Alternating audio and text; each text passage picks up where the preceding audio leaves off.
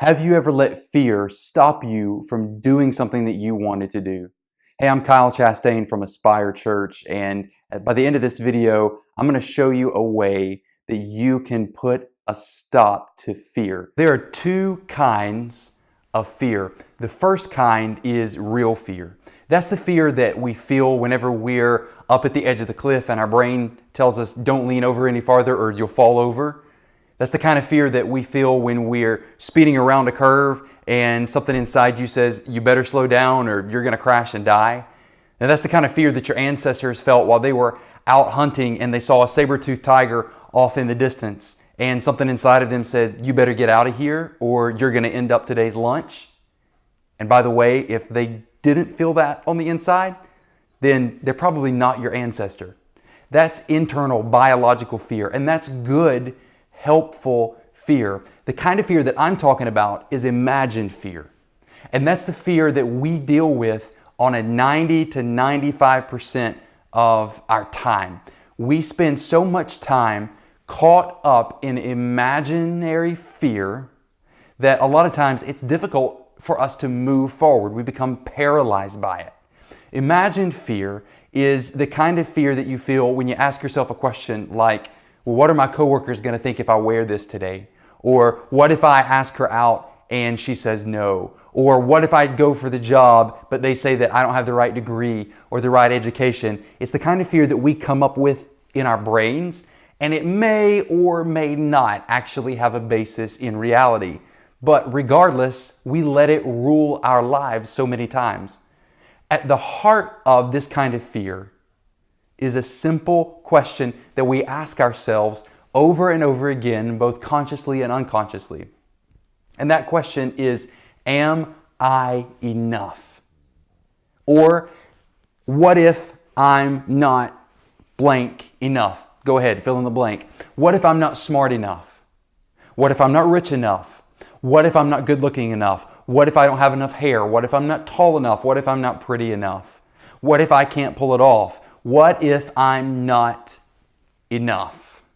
This is from Jeremiah chapter 1, and I'm going to read verses 6 to 8. Here we go.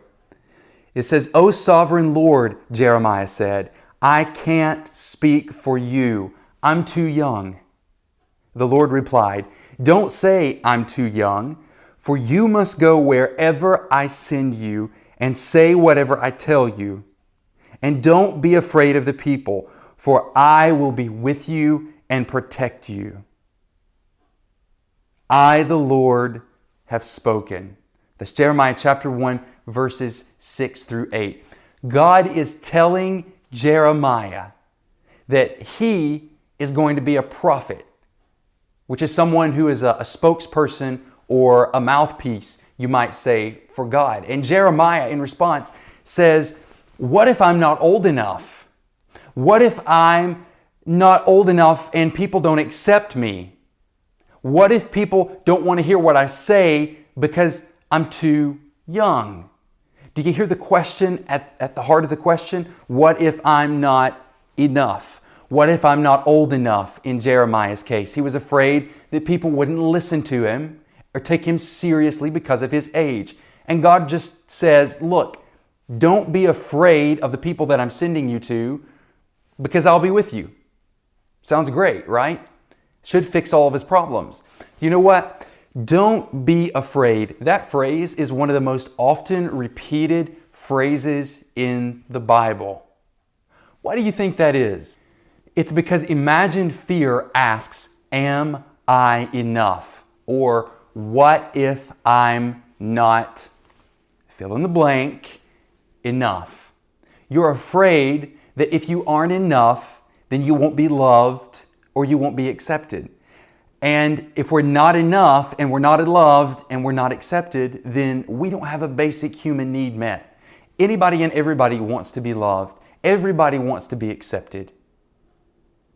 And if we're not enough, if we don't feel like we're enough, then we're afraid that we won't have that love and acceptance that we all crave so much. So we ask ourselves continuously, both consciously and unconsciously, am I enough? Or what if I'm not enough? Now, maybe we don't ask it in so many words, but we have our own ways of thinking about it and asking it. And you know what? Whenever we ask ourselves that question, am I enough? The answer is always no, isn't it? It's always no. You know why that is? It's because our brains, when we ask, am I enough? Our brains are going to search around until it finds an answer that says, no, you're not enough, because what you focus on is what you get. Think about it. You're driving down the interstate in your car, and to one side you've got a huge concrete wall, and then right in front of you you have the road. You don't want to run into the wall, so what do? You stare at the wall so that you don't run into it and so you don't steer into it? No, of course not. If you stare at the wall, you're going to steer into the wall. So you stare at the road, because where you stare is where you steer. Hello. Where you stare is where you steer. That's true in so many parts of life. What you focus on is what you get. If you're constantly asking yourself, am I enough? What if I'm not enough? What if I'm not good enough? What if I'm not lovable enough? What if I'm not influential enough? Am I smart enough? Anything that you can think of, your brain is going to look for reasons that you aren't enough of those things. But here's the good news. If you recognize the pattern, you can stop it. It's up to you to break the fear pattern in your life. Imagine fear is nothing more than the pattern that starts with a question, am I enough? Or what if I'm not enough? The key to beating fear is to recognize and replace. God gave Jeremiah this promise, don't be afraid of the people, for I will be with you. So that when Jeremiah felt the fear, he could replace the fear with a promise. Let me give you an example of a couple that I've used that have helped me, and maybe you can come up with your own just from this. I say something to myself like, God is for me, I am enough. Christ is with me, I am enough. Nothing is impossible for God, I am enough. Be strong and courageous, I am enough. You see how it works? It's a promise grounded in Scripture, followed by I am enough, because you're asking yourself, consciously or unconsciously, am I enough?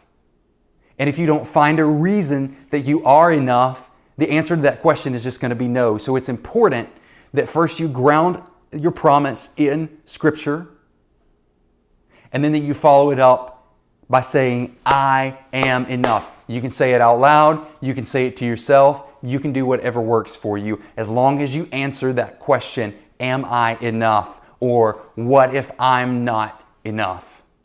And you know why it works?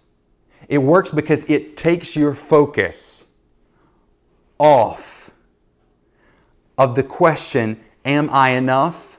And it puts it on a reason that you are enough that has absolutely nothing to do with you. God is with me, I am enough. So whatever it is that I'm trying to do, whatever it is I'm trying to fear, I know that God's going to handle it. I don't have to, or He's going to help me handle it. Because Christ is in me, I am enough. When I'm facing problems that are too big for me, nothing is impossible for God. I am enough. It's not on me to deliver the result. It's on me to be obedient to God, because He can do anything. Therefore, I am enough. What promises of God do you use to replace your fears? I've given you a few of mine. I'd love to hear some of yours. Feel free to leave a comment on this video and share with us the promises that you use to help you overcome fears. If you found this video helpful, please like it and share it on social media. You can also follow us across Facebook, Instagram, and Twitter at AspireChurch.org. And be sure to check out our website at aspirechurch.org.